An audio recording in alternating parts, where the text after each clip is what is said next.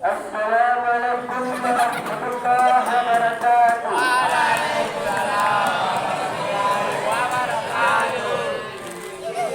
Kurang semangat, saya lagi ya. Karena pagi-pagi dia harus semangat dia. Udah sarapan belum? Ini kalau belum sarapan, tunggu 10 menit. Sabar, 10 menit itu nggak lama. Jangan bilang 1 menit itu ibarat 1 tahun tanpamu. 10 menit itu nggak lama kok. Tinggal hitung 1, 2, 3 sampai dah masuk besar. Saya ulang. Pak Somad jualan tomat yang beliau hormat. Jika anda umat Muhammad, jauhlah salam dan semangat. Assalamualaikum warahmatullahi wabarakatuh. Waalaikumsalam warahmatullahi wabarakatuh. Yang terlebih dan semangat. Bukan semangat. Bulan Jumaat. Jumaat dekat besar. Alhamdulillah, alhamdulillah rabbil alamin wa inna sa'id wa la umitunya wajib wa ala alihi wa sahbihi ajma'in amma asyhadu an la ilaha illallah wahdahu la syarika lah wa asyhadu anna muhammadan sayyidina abduhu wa rasuluh la nabiyya ba'da. Tiada kata yang lebih indah dari nikmat permata melainkan memuja dan memuji Allah Subhanahu wa taala. Semalanya Allah yang telah memberikan kita kesehatan, kesempatan dan kekuatan untuk hadir di sekolah kita yang sangat kita cintai ini. Kita akan sama sekolah man, sampah masyarakat mana-mana itu cinta namanya. Tidak akan. Salawat dan salam atas junjungan kita seorang mahkota surga. Beliau adalah anak dari Abdullah Bukhari Siti Aminah. Beliau diberi gelar rahmatan lil alamin, rahmat bagi seluruh alam. Beliau adalah contoh teladan umat manusia yang sangat mulia. Beliau adalah baginda Nabi Muhammad sallallahu alaihi wasallam.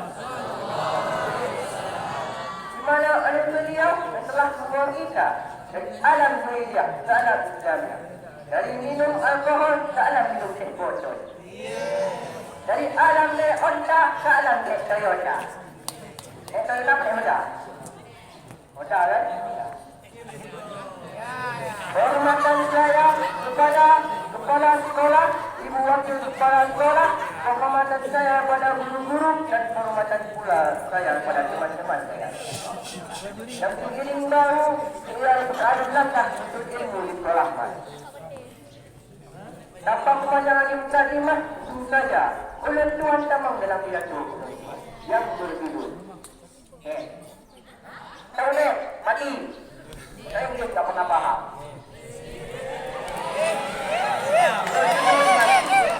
Karena ucapan iman.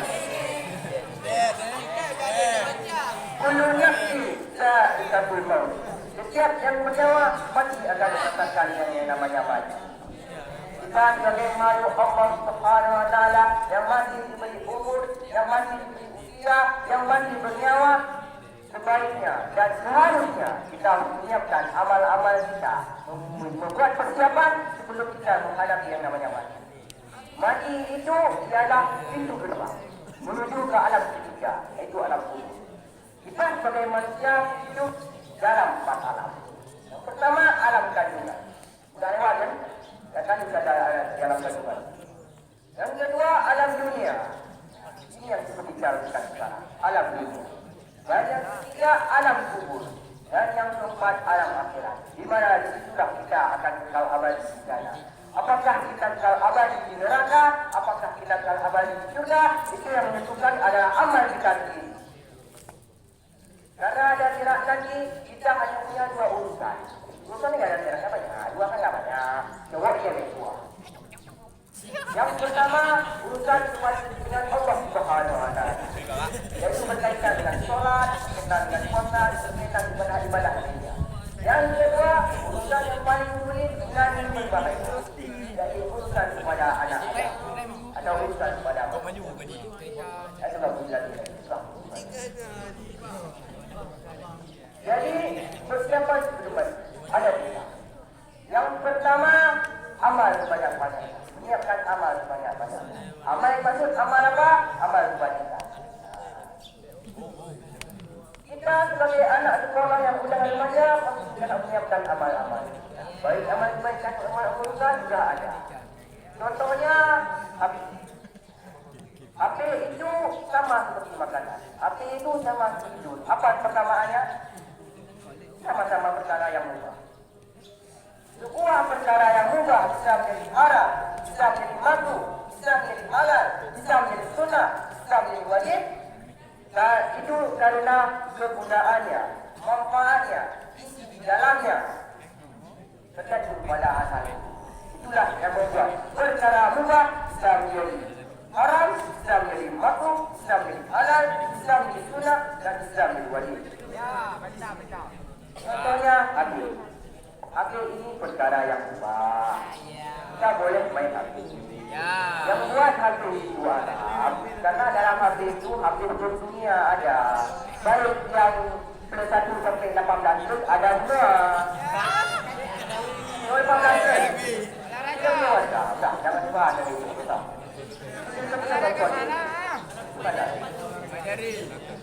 Nah, yang membuat HP itu haram ialah apa yang kita tonton, apa yang kita buka dalam HP, apa yang kita lakukan dengan HP. Ini juga yang membuat HP itu jadi sunnah dan menjadi wajib. Jadi mana juga sekian dimakruh juga. Zaman sekarang kita sudah berdakwah, walaupun tidak secara terbuka, secara daring juga bisa. Sebarkan siap-siap di dakwah di sosial media, terutama suara ketukan itu. Ketukan itu, coba ketukin dulu suaranya. Udah, yuk kan? Apabila kita menggunakan HP itu untuk kesenangan kita sendiri, contohnya main game, jadi haram. Kenapa? Tinggalkan waktu sekolah. Kalau yang cewek nonton drakor, yang cowok nonton nonton bola, kita dapat belajar kita lihat.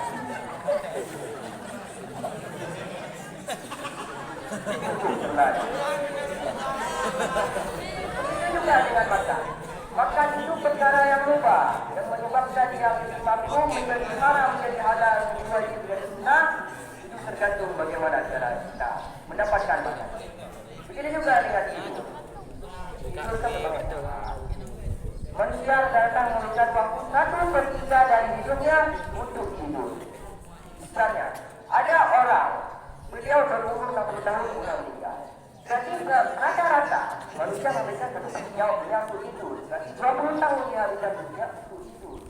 20 tahun lama tak? Oi, 20 tahun lama tak? Ya lah, 20 tahun itu lama. Tapi tak selama yang ingat sana dan sekalaban itu baru namanya lama. Ini kan contoh anak sahabat itu. Karena umurnya malah tahu, enak sahabat. Dah, satu bertiga, 15 kali 1/3, namanya 5 tahun. Berarti anak sahabat tidak ada biasanya. Berarti 5 tahun rata-rata kehabisan oleh anak sahabat umat untuk tidur. Jadi 25 tahun, 10 tahun bangun. Itu termasuk tidur meninggalkan sholat, tidur malam, tidur siang, tidur pagi, tidur malam. Tidur setelah tidak termasuk, tidur tidak namanya. Tak mungkin kita bilang, belajar di kelas. Tapi orang yang tidur, itu kan namanya tidur di kelas.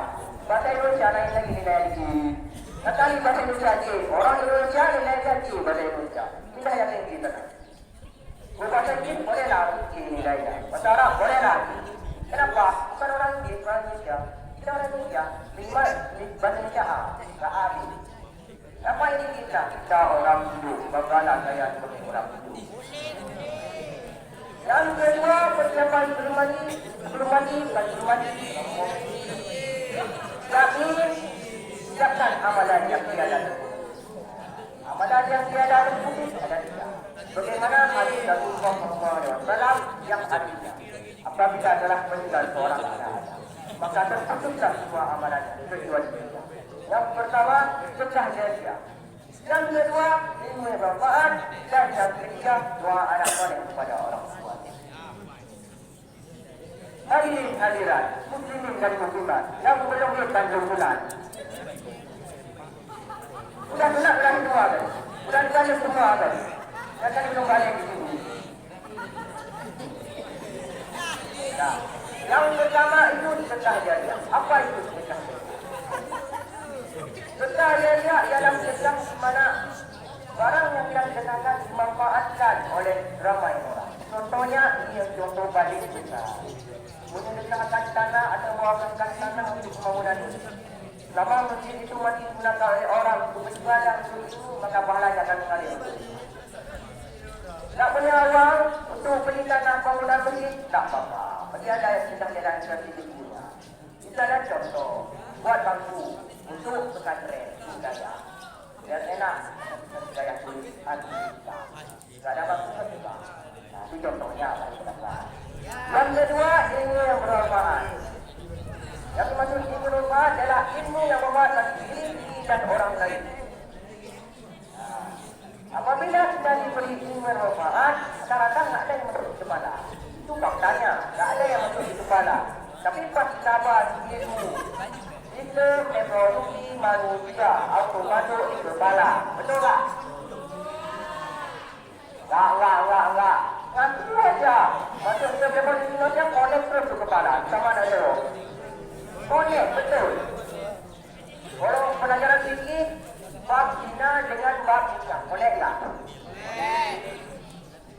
Nanti betul-betul kalau kita bahas nikah otokonek. Betul. Kalau soalnya kalau saya bahas masalah lain, nampaknya yang hidup. Ini baru bahan masalah kita terbangun pula. Soalnya kenapa? Apa masalahnya kata bisa?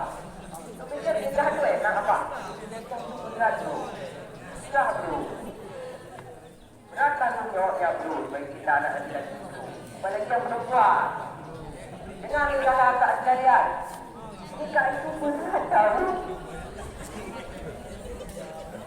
Betul atau tidak? Seorang surga isteri baru dapat suami. Jadi ini baru dimisalkan. Suami dari seorang isteri itu sedang melakukan tidak dia. Begitu pula dengan ibunya, maupun tidak. Jadi dalam menamakan suami. Tapi kan berat secara nikah. Jangan pikir enak. Memang nikah itu enak. Alhamdulillah doa. Doa dulu. Oh, doa dulu tak? Doa doa enak. Itu saja enak. Ini enak. Jadi enak apa nikah itu? Nikmat di masa muda. Dengan jaga tawa. Ya tidak. Nikmat di masa muda. Kepada Allah Ta'ala. Ilmu yang manfaat. Jadi ilmu yang diberikan oleh guru kepada kita. Yang apabila ilmu pun kita amalkan, maka itu akan menjadi ilmu bermanfaat. Ilmu yang kita ambil dari guru, itu yang baik-baik dan tinggalkan yang buruk.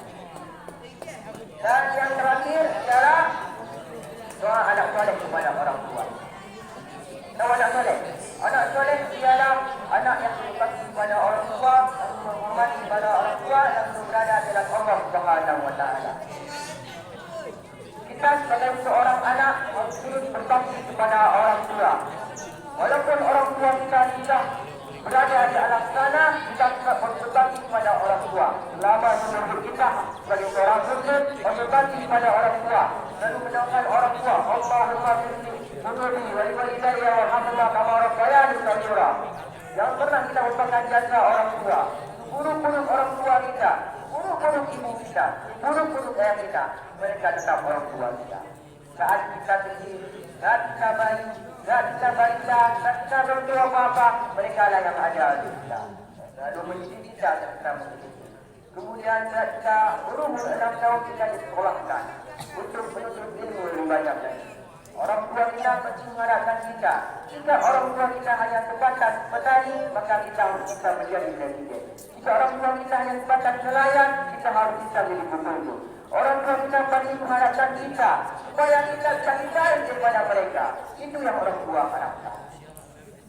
Tapi nyatanya anak-anak zaman sekarang pentingnya ini besar. Kalau orang tuanya kaya, anaknya jadi raja. Kalau anaknya kaya, orang tuanya jadi pembantu biasa. Paham? Apabila orang tua kita orang kaya, nah dia ni raja bos, paham? Jajan saja 1,000. Siapa yang tak? Jajan saja 1,000. Nah itu kalau dikasih poin bagi berapa? Poin 7,000. Nama batu 1,8. Dah. Berarti dia dapat 12 kopi. Sudah satu kelas, dia setengah kelas tak kenyang. Dah. Itu kalau orang tua tua yang kaya. Tapi kalau kita yang kaya, anaknya yang kaya, orang tua jadi pembantu biasa. Tengok orang tua sudah tua, umur 60 tahun ke atas, disuruh kerja. Harusnya kan kita menjaga orang tua. Jangan kita suruh kerja, kita harus merawat orang tua. Itu yang sebenarnya yang kita lakukan. Tapi zaman sekarang dah sulit.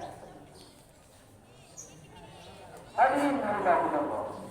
Sudah lama juga saya bernasihat di depan ini dengan penjelasan jelas di sini ada yang aku dengar.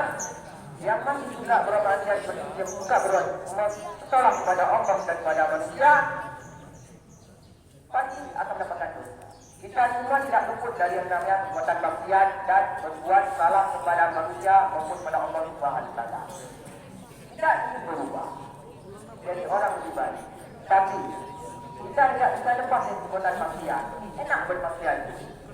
Kenapa enak? Karena surga dan neraka dikunci oleh Allah Subhanahu wa taala atau dipagari dengan sesuatu. Jika surga dipagari oleh Allah dengan sesuatu dengan hal-hal yang kita tidak sukai, maka neraka dengan hal-hal yang kita sukai. Betul. Contohnya juga hal-hal yang kita tidak sukai. Contohnya untuk tubuh. Ini siapa yang nak berat tubuh? Yang tak berat tubuh siapa itu? Kamu? Berat tubuh kamu. Contohnya berat tubuh. Tak. Subhanallah. Berat tubuh ini betul-betul kalau bisa dibidang.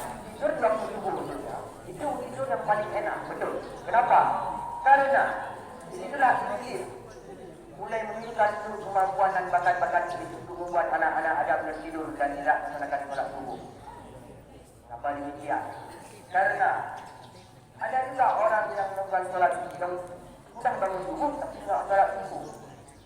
Ada juga yang tidak bangun subuh sama sekali. Parah. Hanya itu saja yang saya sampaikan. Jika kurang saya mohon maaf. Wabillahi taufiq wal hidayah. Wassalamualaikum warahmatullahi wabarakatuh.